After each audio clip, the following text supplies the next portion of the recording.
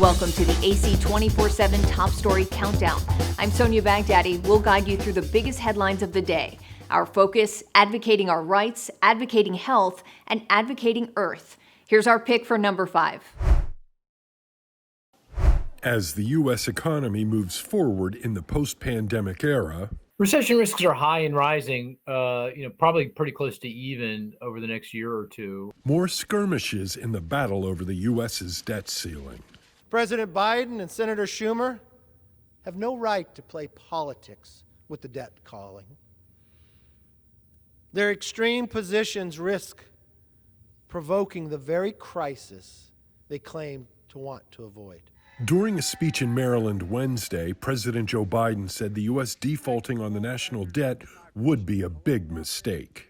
It would mean cuts in Social Security and Medicare, higher interest rates for things like credit cards, car loans, mortgages. House Speaker Kevin McCarthy released the Limit, Save, Grow Act of 2023 that returns discretionary spending to 2022 levels and limits spending growth to 1% per year over the next 10 years. House Republicans are taking action to lift the debt limit, to limit government spending, save taxpayers money, and grow the economy.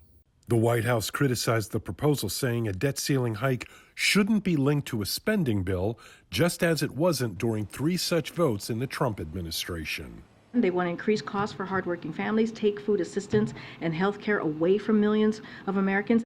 I'm John Lawrence reporting. You can stream The Advocate now. Download our Roku, Fire TV, Apple TV, or Google Play Store app for instant access. The countdown continues with number 4. Nearly 4 months after collapsing on the field, Damar Hamlin is back to playing ball. I died on national TV in front of the whole world. In January, after appearing to be hit with a helmet in his chest while making a tackle, the Buffalo Bills safety says he went into cardiac arrest caused by commotio cordis. That's when severe trauma disrupts the heart's electrical charge and causes dangerous fibrillations. Some people might say that coming back to play might not be the best option. But that's their opinion. And like I said, I've been beating statistics my whole life, so I like my chances here. It's not a surprise that he's being allowed to play again. Health experts say since this happened, Hamlin has likely undergone numerous heart tests. They basically said his heart function is back to normal and that he doesn't have an underlying problem, an anatomical problem with his heart, or an electrical problem, for example. Because commotio cordis is rare and Hamlin's heart has no underlying issues, it's unlikely that he'll have problems again. That's why he was cleared to play. If you've had a concussion, there's plenty of evidence now to suggest you are more likely to have a second concussion. We can't really say that with commotio cordis. So his chance of having this is the same as the general population. For Health Minute, I'm Mandy Gaither. TheAdvocateChannel.com looks at the world through the lens of equality and inclusion. Subscribe, like, and share now. AC 24/7's Top Story Countdown continues with our producer's pick for number 3. A 1-2 punch for people looking to buy a car. Prices are soaring and loan rates are the highest they've been in more than 15 years, according to new data from Edmunds.com. The average annual percentage rate, APR, on financing a new car jumped from 4.5% in March 2022 to 7% last month.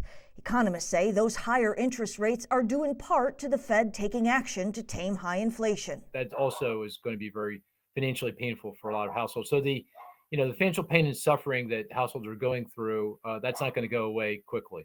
Higher interest rates translate to higher monthly car payments. In March, the average monthly payment for financing a new car hit $730, the highest on record, according to Edmunds. It's not much better for financing a used car. That average monthly payment is now $556. That's up $147 from June 2020. And surprisingly, there is an increasing number of car owners paying even more than that. According to Edmunds data, about 17% of people with new car or truck loans are now spending $1,000 or more per month, a percentage that's roughly tripled in 4 years. So what can you do? 1, work on your credit score to raise your chances of getting a lower interest rate on your car loan. And 2, economists say if you can wait to buy, do it. It's really important that you watch out for your debt. How much do you owe? Because if you lose your job or you get your hours cut back, your pay cut, then it's going to make it harder to service that debt, pay on that debt. For Consumer Watch, I'm Shelley Malashi.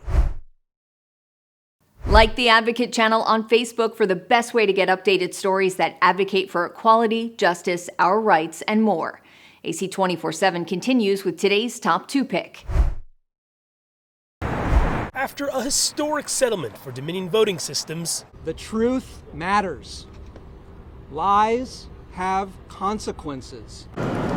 the potential consequences of another defamation case loom on the horizon for Fox News. Even before Dominion filed its $1.6 billion lawsuit saying Fox knowingly lied about its voting machines, Smartmatic, a different voting technology company, filed a similar suit. This one seeking $2.7 billion in damages, accusing Fox News, several of its hosts, and Trump attorney Rudy Giuliani of falsely saying Smartmatic rigged the 2020 election. I have spoken with a few whistleblowers myself this weekend, and one source who is an IT specialist told me that he knows the software and specifically advised people in Texas, officials in Texas, not to use it.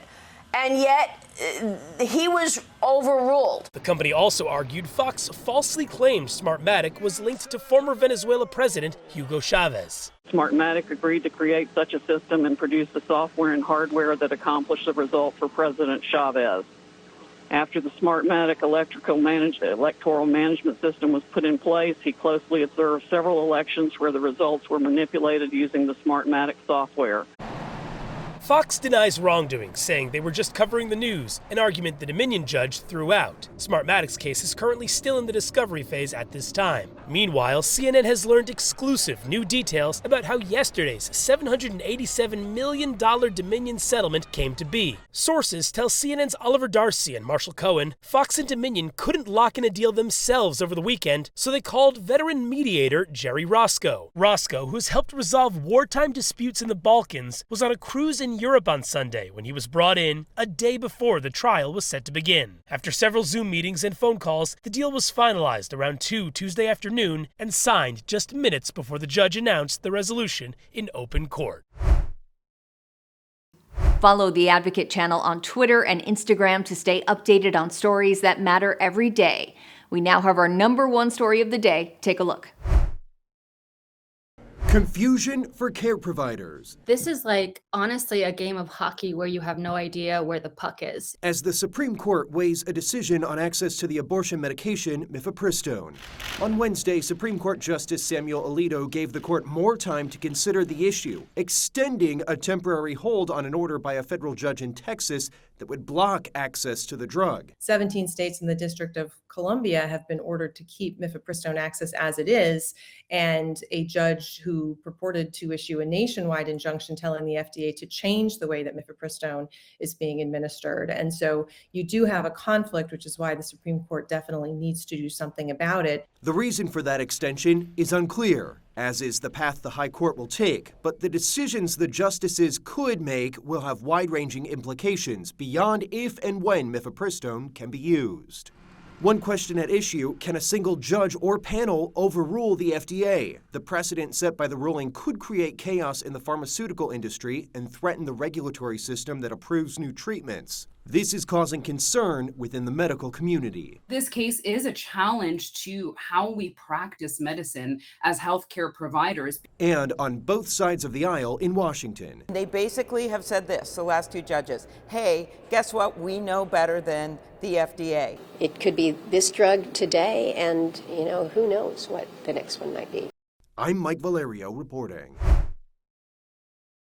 Thanks for watching the Advocate channel's top stories. We're on Facebook, Twitter, TikTok, and YouTube. Follow, like, and share, or check out advocatechannel.com for even more stories that advocate for you.